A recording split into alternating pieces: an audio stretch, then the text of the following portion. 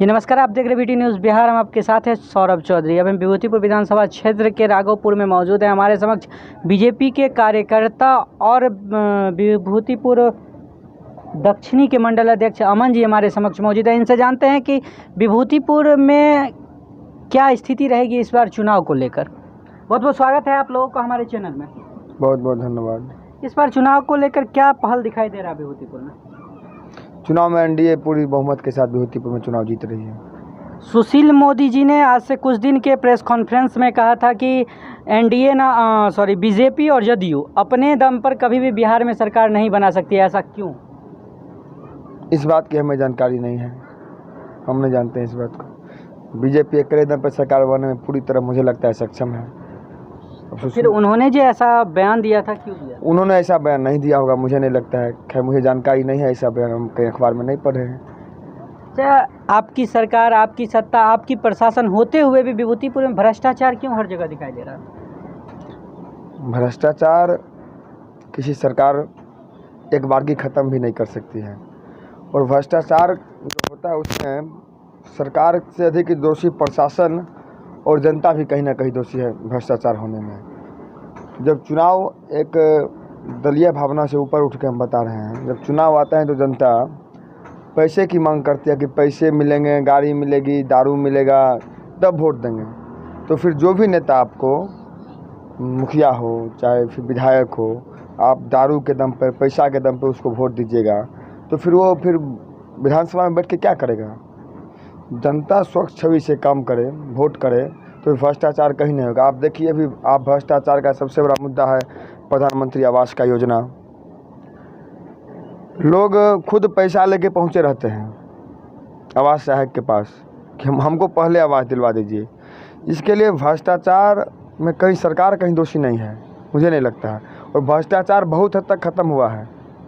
नरेंद्र मोदी के सरकार के आने के बाद भ्रष्टाचार बहुत हद तक ख़त्म, पूरी तरह ख़त्म हुआ हम ये नहीं कर रहे हैं, लेकिन बहुत हद तक ख़त्म हुआ। भारत के प्रधानमंत्री राजीव गांधी ने एक बार कहा था कि हम 1 रुपया भेजते हैं तो 25 पैसा ही पहुंचते हैं, जनता के पास पहुंचती है। और डायरेक्ट बेनिफिट ट्रांसफ़र के डीबीटी के माध्यम से नरेंद्र मोदी ने लागू किया है, नरेंद्र मोदी की सरकार ने। आप देखते होंगे आवास योजना में 1.5 लाख रुपया देना है तो 1.5 लाख का 1.5 लाख लाभों के खाते में आता है। शौचालय में 12,000 रुपये देना है तो 12,000 डायरेक्ट लाभों के खाते में आता है। मनरेगा में जितना दिन मजदूर ने मजदूरी किया, डायरेक्ट लाभों के खाते में पैसा जाता है। एक बार एनडीए का भी राज देख चुका है, तो अभी जनता क्यों भाजपा को वोट दे? भाजपा ने काम किया, मतलब एनडीए को क्यों वोट दे? यहाँ की एनडीए ने काम किया है। एनडीए का जो कुशल नेतृत्व है, अभी हमारी गठबंधन भारतीय जनता पार्टी, जनता दल यूनाइटेड और लोक जनशक्ति पार्टी का है। आप देखिए केंद्र में नरेंद्र मोदी जी के नेतृत्व में सरकार है, बिहार में नीतीश कुमार के नेतृत्व में सरकार है। तो इस दोनों सरकार, डबल इंजन की जो सरकार है, मिलकर कितना काम किया है। लोग क्यों नहीं वोट दे? आप ये बताइए हमको, क्या नहीं हुआ जो लोग वोट दे? एक इंदिरा गांधी जब भारत की प्रधानमंत्री थी, उस समय ही कहते थे गरीबी हटाओ, लेकिन उन लोगों की सरकार से कभी गरीबी हटी नहीं। एक अमीर और गरीब में क्या फ़र्क होता है? क्या फ़र्क होता है? अमीर के पास छत का मकान है, अमीर के घर में शौचालय है, अमीर के घर में बिजली है, अमीर के घर में गैस का चूल्हा है, अमीर का बैंक में खाता है। आज सारा सुविधा गरीब के पास है। अमीर के घर में नल का जल है, अमीर के घर के पास नाली है, नली गली है, अमीर के घर के पास सड़क है, नली गली है। आज प्रत्येक गरीबों के पास सारी सुविधाएं हैं। तो एक अमीरी और गरीब के जीवन स्तर में जो दूरी थी, जो अमीर और गरीब के जीवन स्तर के बीच जो डिफरेंस था, इस सरकार ने दोनों के डिफरेंस को कम किया है, अमीरी और गरीबी के। आज देखिए आप बच्चे स्कूल में पढ़ते हैं, सभी का एक ड्रेस कोड रहता है, उससे अमीर और गरीब में फ़र्क नहीं पता चलता है। बच्चे में ये हीन भावना किसी गरीब के बच्चे में नहीं आवे, और अमीर के बच्चे में ये अहंकार नहीं आवे कि हम अमीर हैं, और गरीब का बच्चा में हीन भावना नहीं आवे कि हम गरीब हैं। अब सरकार क्या करे? अमीरी और गरीबी के जो फ़र्क था बीच का, उस फ़र्क को सरकार, आपको फ़र्क नहीं पता चलता है अमीरी गरीबी में? सरकारी स्कूल के बच्चे को प्राइवेट स्कूल के बच्चे में फ़र्क नहीं पता चलता? हम एक ही बार कहना, अभी पूरी सिस्टम को हम 5 साल में नहीं बदल सकते हैं। 70 साल का जो गड्ढा है, हमने प्रयास किया, हमने शुरुआत किया है। आप गड्ढे भरने की शुरुआत हम कर चुके हैं, हमने फ़र्क मिटाना शुरू कर दिया है। और आप आश्वस्त रहिए, बहुत जल्द नरेंद्र मोदी और नीतीश कुमार का जो कुशल नेतृत्व है, मोदी जी का जो पूरे देश में पूरा दुनिया इस नेतृत्व को मान रही है। मोदी जी 10 साल और भारत के प्रधानमंत्री रहे तो भारत विश्व गुरु भी बनेगा और भारत में जो अमीरी गरीबी का फ़र्क है वो भी समाप्त होगा और समाज में बैठे अंतिम व्यक्ति का उदय होगा और वो समाज की बैठे पहली पंक्ति में आके बैठेगा, समाज का बैठा अंतिम व्यक्ति। ये घटना बहुत ही चिंतनीय है। लगातार महीने में 4 बार 5 बार CSP संचालक का पैसा लूट लेना, ठीक ना, तो ये सभी घटनाएं कुछ और एक चीज़, ये जो घटना घटी है उसमें आप देखे होंगे कि पुलिस बाइक चेकिंग कर रहा है। यहाँ विभूतिपुर में हर तरफ आप कहते हैं कि प्रशासन की कमी है, क्षेत्र बहुत बड़ा है। अगर क्षेत्र बड़ा है तो प्रशासन एक जगह रुक के बाइक चेकिंग करे। प्रदूषण जांच करना जरूरी है लेकिन क्रिमिनल का पिस्टल जांच करना जरूरी नहीं है विभूतिपुर क्षेत्र में। बाइक चेक करना भी जरूरी है, भारत सरकार का लेकिन क्रिमिनल को पकड़ते हुए अगर क्रिमिनल अपराध नियंत्रण में विभूतिपुर पुलिस पूरी तरह कारगर नहीं है। कैसे कारगर समझे? आज से पहले एक काली मंदिर के समय पे एक बच्चा डूब गया था, आपको जानकारी है, माधोपुर में, और प्रशासन उससे 10 कदम आगे अपना बाइक चेक कर रहा था सभी लोगों को, और डूबने की खबर प्रशासन तक पहुंची तो वहां से निकल के थाना पर चला गया। बता सकते हैं? ये उनकी कर्तव्यहीनता है, उनको विचार करना चाहिए। या फिर सामने CSP संचालक को लूटा गया, वहाँ बाइक चेकिंग हो रहा था, जब लूटने के कांड में वहाँ से प्रशासन हट गई, क्यों? ये कब की घटना है? ये CSP लूटा आज से 2 दिन पहले गया, और जिसमें अपराधी पकड़ा गया है, वो अपराधी आज से पहले भी पकड़ा गया था। आज तक पैसा रिकवरी क्यों नहीं हुआ? आखिर वो अपराधी है कहाँ?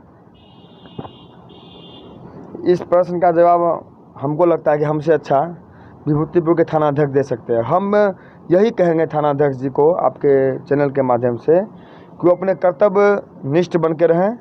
क्षेत्र उनको सरकार ने लगाया है जनता की सेवा करने के लिए, किसी जनता पे अपना रौब दिखाने के लिए नहीं। और मान लीजिए हम जाते हैं, थानाध्यक्ष हमसे अच्छी तरीक़ा से पेश आते हैं, लेकिन मैं इस वीडियो के माध्यम से उनसे आगाह करूंगा कि थानाध्यक्ष जी, अगर आपके थाना पे विभूतिपुर का कोई जनता जाता है तो आप समझिए कि ये प्रत्येक व्यक्ति हमारा मालिक है और हम इस जनता के सेवक हैं। आप जनता के सेवक बन के जब वो काम करना शुरू कर देंगे ना, या कोई भी आदमी, तो उस व्यक्ति के जो कर्तव्य निष्ठा होती है वो निखर के सामने आएगी। और कुछ व्यक्ति कर्तव्यहीन होते हैं, अपनी कर्तव्य को समझ नहीं पाते हैं, तो वैसे व्यक्ति का पतन होता है। हम आपके वीडियो के माध्यम, अगर आपके वीडियो को देख रहे हैं तो आपके वीडियो के माध्यम से हम उनसे आग्रह करेंगे कि आप कर्तव्यनिष्ठ व्यक्ति हैं और अपनी कर्तव्यनिष्ठा को और उजागर। तो इस बार यहाँ की जनता किस आधार पर अपना मत करेगी, अपना मतदान देगी, वोट करेगी? विकास के आधार पे, कानून व्यवस्था के आधार पे, सुरक्षित जीवन जीने के आधार पे, लड़कियों को सुरक्षित स्कूल जाने और आने के आधार पे। सुरक्षित कहाँ है? सरेआम लड़की के साथ बलात्कार होता है, उसके साथ मर्डर होता है, तो सुरक्षित कहाँ है? समस्तीपुर में ऐसी घटना कहाँ हुई है? बलात्कार समस्तीपुर जिला में हुआ है? हाँ हुई है, मुझे भी जानकारी प्राप्त हुई है। लेकिन आप एक घटना से पूरे कानून व्यवस्था को नहीं तोल सकते हैं। आपके ही क्षेत्र में हाल फिलहाल की घटना है कि लड़की को मार दिया गया, उसका दाह संस्कार हो गया, उसके बाद उसकी लाश दूसरे जगह मिली। इसका वो पारिवारिक उलझन का विषय था, वो अपराध उसको आप नहीं कर सकते हैं। किसी पारिवारिक उलझन में किसी ने फांसी लगा लिया, किसी ने, उसके अंदर डर खत्म हो गया जनता को, तब तो किसी भी। आप देखिए, पारिवारिक विवाद और अपराध दोनों में अंतर है। अभी आप जो बोल रहे थे अपराध, पारिवारिक विवाद बढ़ा है, जमीन का विवाद बढ़ा है, आपस में भाई भाई में लड़ रहे हैं प्रॉपर्टी के लिए, अपराध घटा है। अपराध और पारिवारिक विवाद में बहुत अंतर होता है। अपराध ये हुआ कि हम आपको 5 लाख का सुपारी लेके आपकी हत्या कर दी, लड़ रहे हैं, उसमें हम दोनों भाई ने आपस में मारपीट कर लिया, इसको आप अपराध नहीं कर सकते हैं, ठीक ना। तो वो अपराध की श्रेणी में नहीं लाइएगा आप उसको। उसने फांसी लगा लिया, उधर के लोगों का आरोप है कि हत्या हुई, इधर के लोगों का ना आत्महत्या किया, तो ये पुलिस के जांच का विषय है। इसके लिए पारिवारिक विवाद को आप अपराध से नहीं जोड़ सकते हैं, मुझे नहीं लगता कि उसको जोड़ना उचित होगा। एक आखिरी सवाल कि इस बार अगर सत्ता में फिर NDA की सरकार आती है तो विकास किस स्तर पर लक्ष्य क्या होगा और क्या उम्मीद के साथ क्षेत्र में आएगा? NDA का विजन क्लियर है। आप देखें ना, समाज के अंतिम पंक्ति में बैठे हुए लोगों का उदय करना, अंत्योदय करना हम लोगों का लक्ष्य है। समाज के अंतिम पंक्ति में बैठे हुए लोगों का उदय करना। अब समाज के अंतिम पंक्ति में बैठे हुए लोगों का हमने उदय भी किया। प्रत्येक व्यक्ति के घर में आज नल का जल लगा हुआ है, प्रत्येक घर में शौचालय है। जो हमारे गरीब की माँ बहनें पहले खेत में शौचालय करने जाती थी, अब उनके घर में है। प्रत्येक घर में गैस का सिलेंडर है। पहले एक दिन चूल्हे पे खाना बनाने में 80 सिगरेट का धुआं जाता था, अब वो गैस सिलेंडर पे खाना बना रही है। प्रत्येक जिनका फूस का मकान है उनको छत के मकान बनाने के लिए सरकार ने राशि मुहैया करवाया है। फिर कहिएगा तो यहाँ तो बड़ा आवास आय को देखिए 20,000 लेके अगर उसको देता है आवास बनाने के लिए तो ये सही है। वो जनता की गलती है। जनता को सरेआम धमकी दिया जाएगा कि तुम अगर पैसा नहीं दिया तो अगला लौट नहीं दिया जाएगा। सरकार ने आपके खाते में रुपया दिया, आवास योजना का लाभ आपके खाते में 40,000 रुपये प्रथम किस्त दिया। अगर आप अपने खाते से निकाल के किसी को पैसा देते हैं तो आपकी कमी है, ठीक ना। अगर आपसे कोई व्यक्ति ज़बरदस्ती पैसा लिया तो उसके कोर्ट में एफिडेविट करके लिख के मुझे लाइए, वो व्यक्ति को जेल में जाना होगा, वो जेल में बंद होगा। एफिडेविट चाहिए पूरे प्रूफ के साथ कि आपने उस व्यक्ति को फलना तारीख को इतना पैसा अपने अकाउंट से निकाल के दिया या उसके अकाउंट में आपने ट्रांसफ़र किया। वो कोर्ट से एफिडेविट का कोई व्यक्ति लावे, एक भी नहीं मिलता। हमने बहुत धन्यवाद। प्रयास किया। अभी आप देखें कि हमारे समक्ष मौजूद थे अमन प्रासर जी। इन्होंने बहुत सारे मुद्दों का जवाब दिया और सबसे अहम बात इन्होंने यह कहा कि जितने भी आवास आए कहीं धांधली करते हैं तो उसका कोर्ट में जाके एफिडेविट बनवा के इनके समक्ष जमा करें। हो सकता है कि इनसे जहां तक हो पाए यह करेंगे उस पर कार्रवाई। आप देख रहे हैं पीटी न्यूज़ बिहार, कैमरामैन रोशन के साथ सौरभ चौधरी की रिपोर्ट।